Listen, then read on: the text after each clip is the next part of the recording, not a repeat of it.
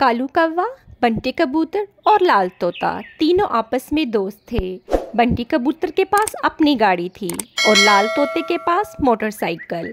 वो दोनों अपनी चीज़ों से हर वक्त कालू कौवे को जलाते थे। मैं तो गाड़ी में घर जाऊंगा और मैं जाऊंगा बाइक पे और तू जाई पैदल। ऐसा कहकर वो दोनों हंसने लगते हैं।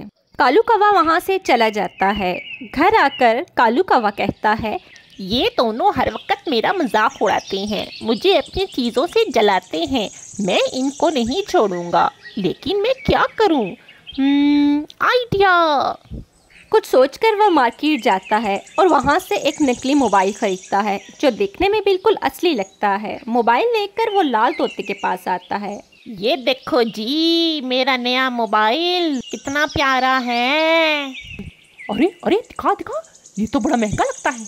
महंगा तो है, पूरे 2 लाख का लिया है। इसी दौरान साइकिल पे एक चोर आकर उससे मोबाइल छीनकर ले जाता है।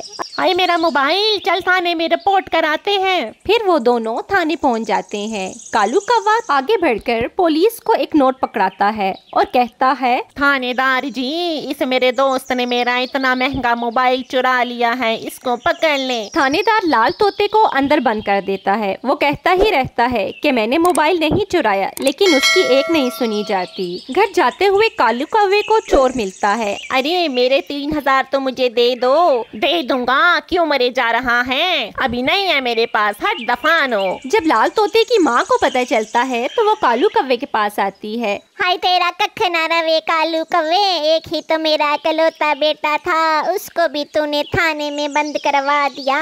बक बक ना कर माई, तेरा बेटा छूट जाएगा, पहले 2 लाख तो ला। अगले दिन तोती अम्मा उसे पैसे लाकर दे देती है। ये सब कुछ चोर देख रहा था। तोती के जाने के बाद चोर कौवे के पास आता है। अब तो पैसे मिल गए, वाह तेरे तो वारे नयारे, अब तो मेरे पैसे दे दे। अरे क्या मरता रहता है हर वक्त? दे दूंगा मैं, कोई भागा जा रहा हूँ।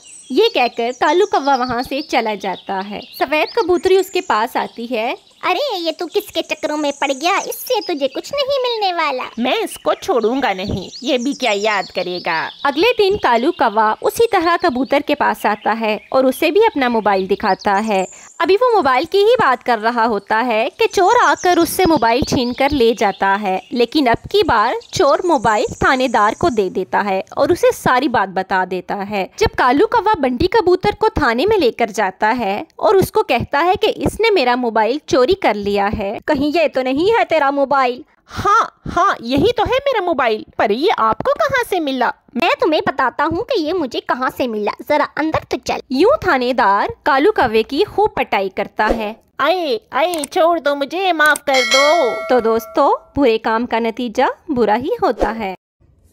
टूनी चिड़िया कहीं बरसों बाद अंडा देती है और अब वो बहुत खुश होती है। मेरा प्यारा अंडा, मेरा प्यारा प्यारा अंडा, अब बस जल्दी से इसमें से बच्चा निकल आए तो मैं उसको बहुत प्यार करूँगी, उसका बहुत ख्याल रखूँगी और अच्छे अच्छे खाने लाऊँगी उसके लिए।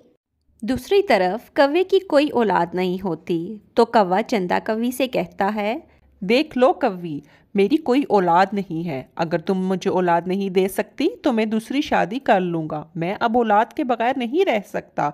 ये मेरी बात तुम कान खोलकर सुन लो। मैं अब और ज़्यादा इंतज़ार नहीं कर सकता। ये बात सुन लो तुम।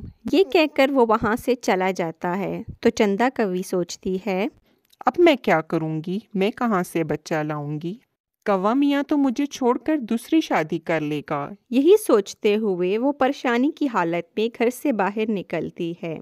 और उधर दूसरी तरफ टूनी चिड़िया कहती है, मेरे प्यारे अंडे, मुझे जाना होगा, तुम्हारे लिए अच्छे अच्छे खाने भी तो लाने हैं, ताकि तुम जब बाहर आओ तो तुम्हारे लिए अच्छे अच्छे खाने हों। फिर वो वहाँ से चली जाती है। तो चंदा कौवी वहाँ आती है और वो देखती है, ये तो टूनी चिड़िया का अंडा है। और फिर वो कुछ सोचते हुए टूनी चिड़िया का अंडा उठाकर ले जाती है और अपने घर में रख देती है और कौवे के आने का इंतज़ार करने लगती है। जब थोड़ी देर बाद कौवा घर आता है तो वो चंदा कौवी से कहता है, ये किसका अंडा है? ये कहाँ से लाई हो चंदा? ये मेरा अंडा है। मैंने तो आपको सरप्राइज देना था, लेकिन आपने तो मुझे दूसरी शादी का कहकर चले गए। मुझे बहुत दुख हुआ। ओ मेरी चंदा, तो तुम मुझे पहले बताती ना, ये बात थी। तुमने मुझे क्यों नहीं बताया? अच्छा चलो, मुझे अब माफ कर दो, मुझसे गलती होगी। मैं आइंदा तुमसे ऐसे कभी नहीं कहूँगा।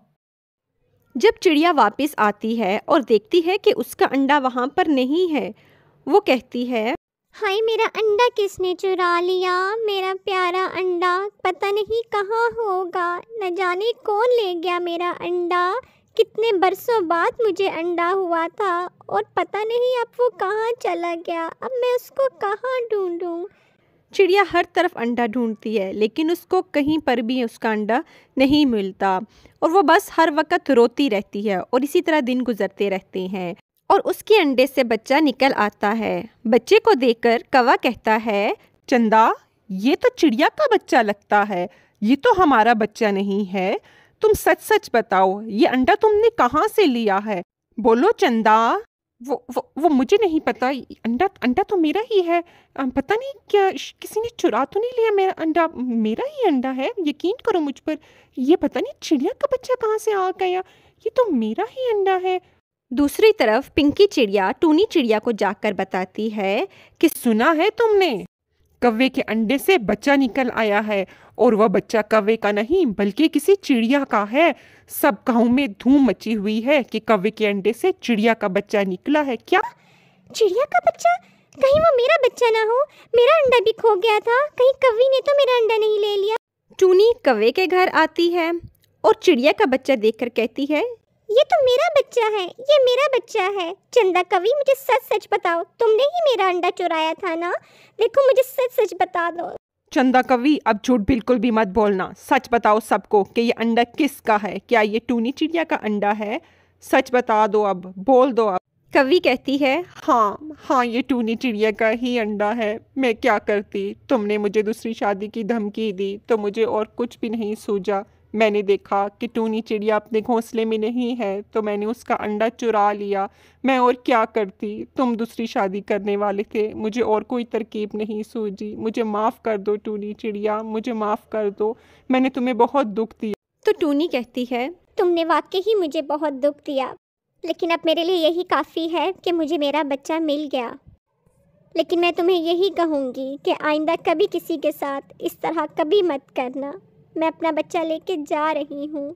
प्यारे दोस्तों, इससे हमें ये सबक मिलता है कि हमें किसी भी हालत में झूठ का सहारा नहीं लेना चाहिए, क्योंकि झूठ कभी नहीं छुपता। अल्लाह हाफिज़।